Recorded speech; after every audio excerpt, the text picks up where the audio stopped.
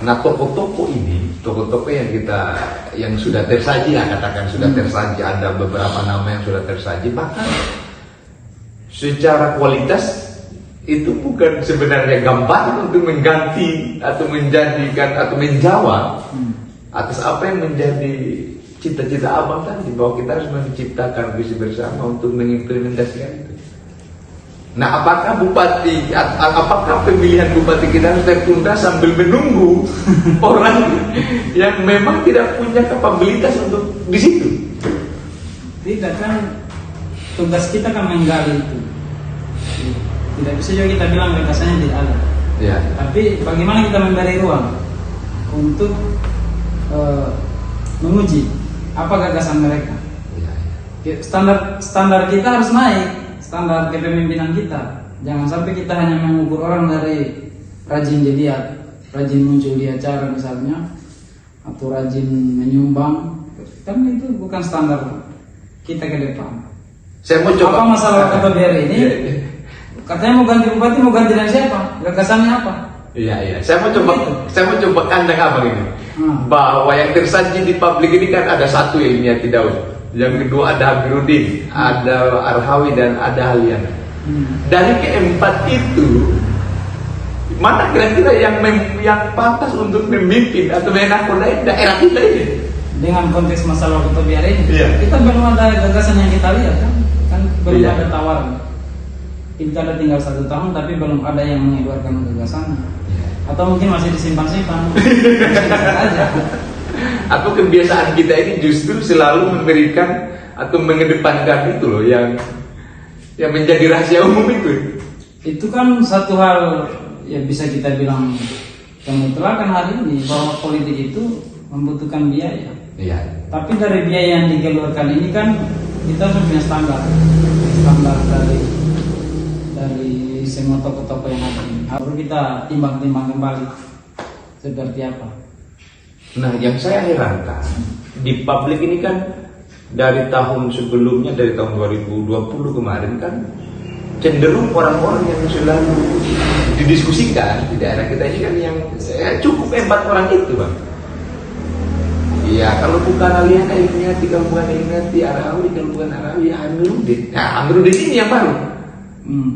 Ya mau dipasangkan sebagai apapun, ya kayaknya beliau punya cita-cita juga untuk memimpin daerah. Secara kapabilitas kita tahu kemampuan beliau. Iya. Artinya beberapa figur ini kan memang ya itu yang disajikan selama ini kan. Itu tadi apakah kita akan memberi ruang kepada semua figur ini untuk mengeluarkan ide dan gagasannya, atau kita mau pilih antara suka tidak suka saja? Kalau suka saja, saya suka semua. Tapi apakah ada konsep untuk berbicara waktu ke depan atau tidak? Itu kita belum lihat. Nah, saya ini yang menjadi kebingungan saya, atau juga menjadi kebingungan masyarakat, orang-orang kita yang ada di tempat-tempat nongkrong mereka biasa. Mereka selalu bilang, kenapa hanya mereka ini terus yang kita ngurusin di daerah ini?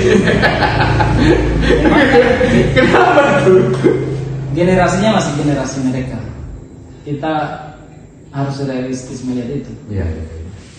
Nah, diskusi kita ke depan, kalau saya pribadi dan saya akan mengajak juga teman-teman semua, kita beda gagasan saja. Iya. Supaya terang benderang nanti seperti apa figur yang tepat dengan persoalan hari ini. Nah, persoalan ini harus kita konklusi dulu. Persoalan hari ini kita sepakati dulu, apakah Wakatobi hari ini ada persoalan atau baik saja? Banyak lah. Karena ada juga yang bilang baik saja, ada juga yang bilang bermasalah. Ya, itu tergantung dari sudut pandang mereka. Tapi kan secara realistis memang kan apa yang tadi sampaikan, tidak ada juga pemerintahan yang betul baik. Ya, artinya kan selalu ada. Sudut pandang kita harusnya disatukan oleh RPJMD kita. Ada RPJMD kita di sana. Ada perencanaan kita di 2006 kita jadi apa? Harusnya sudut pandang kita dari sana. Kalau saya sebagai anggota DPR, tentu yang saya inginkan program teknokratik yang di gagasan pemerintah harus juga diimbangi dengan aspiratif yang muncul dari aspirasi masyarakat melalui anggota DPR. Itu harus diberi ruang yang sama. Nah, di RPJMD itu Bang, yang menjadi blueprint, yang menjadi ide besar daripada kabupaten kita ini sebenarnya untuk yang kita misalkan ini yang bisa kita lakukan sampai tahun 2026 itu. Kira-kira apa yang menjadi atau apa cita-cita kita di tahun 2026 itu menurut perspektif Bapak? Wakatobi akan menjadi seperti ini di tahun 2024 supaya bahan uji kita terhadap pemerintah dan juga DPR itu bisa kita ini loh ada RPJM kita gini, tapi padanya misalkan tidak terrealisasi, lalu kita mau menunggu sejauh apa? Nah itulah apa visi besar dari daerah kita ini sebenarnya. Ya kalau RPJMD kita sampai 2026 itu Wakatobi Sentosa. Ya. Nah mencapai Wakatobi Sentosa ini kan tentu ada konkretnya. Ya. Konkretnya apa? Nah untuk menuju ke 2026 itu kan kita cicil bertahan. Di tahun 2021 ada Wakatobi adaptif. Ya. Jadi 2023 ini Wakatobi inovatif. Tema pembangunan, tema besarnya. Nah tema pembangunan ini diampuh oleh beberapa dinas. Tidak semua dinas, ada dinas-dinas prioritas yang mengampuh tugas ini untuk menjadikan Wakatobi inovatif. Nah di sana ada pemetaan pembangunan, ada pelayanan kesehatan dan lain-lain. Apakah ini bisa dicapai per tahunnya atau tidak? Iya. Kalau program teknokratik tadi seperti yang saya singgung di awal, misalnya kayak udang faname, kemudian satu yang berbeza. bawang merah, kalau itu kan kosong. Oh iya, Pak. Itu tidak berjalan. Ini kan teknokratik ini. Artinya tidak ada aspirasi masyarakat meminta apa? Bukan atas permintaan masyarakat. Iya. Ya. Tapi itu kan sah di dalam pemerintahan Ya. sebagai ide teknokratik, apalagi Wakatobi yang inovasi kita Ya. dalam kelihatan dan kelihatan. Nah, ini kan harus seimbang tadi. Apakah teknokratik ini sesuai dengan konteks kebutuhan yang ada? Ya. Kalau bagi kami anggota DPR, program prioritas itu adalah program yang diminta oleh masyarakat. Versi kami DPRD. Berdasarkan aspirasi. Aspirasi masyarakat. dan itu menjadi. Nah ini kan harus dipadukan. Ya. Kita tidak bisa juga melarang pemerintah untuk berinovasi.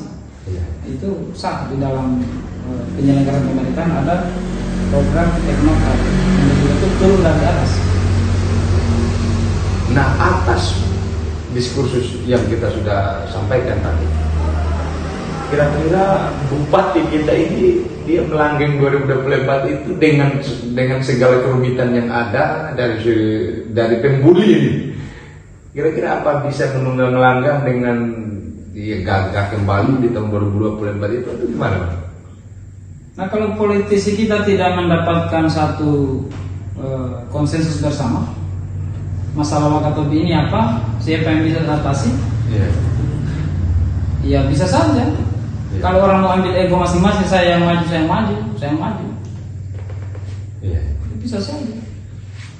Nah, dari abang sendiri, kira-kira apakah Ahliana ini ya boleh dikata dalam 3 tahun berjalan di menahkodai daerah kita ini, ada tidak tanda-tanda misalkan ini akan menyelesaikan tugasnya dengan baik-baik ini atau bagaimana?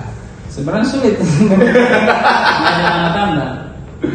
Nah, saya sekarang begini, cara pandang saya itu saya lebih bijak ya melihat persoalan Wakatobi ini bukan tugas bupati sendiri. Ada DPR di sana yang dipilih oleh masyarakat, ada mahasiswa, ada kritikus, ada praktisi. Hanya kan persoalannya ini DPR kan sejauh mana diberikan kesempatan untuk memberikan aspirasi atau seberapa besar peluang yang diberikan pemerintah daerah untuk DPR. Nah itu dia, bahwa masalah Wakatobi ini kita harus lihat sebagai masalah kita secara bersama-sama ya. Supaya kita bisa lagi-lagi menemukan formula Ya. untuk perbaikannya seperti apa. Misalnya Bupati punya visi Kan belum tentu bisa diterjemahkan oleh kepala dinas juga. Iya. Memang harus melibatkan seluruh komponen. Seluruh elemen yang ada harus dilibatkan.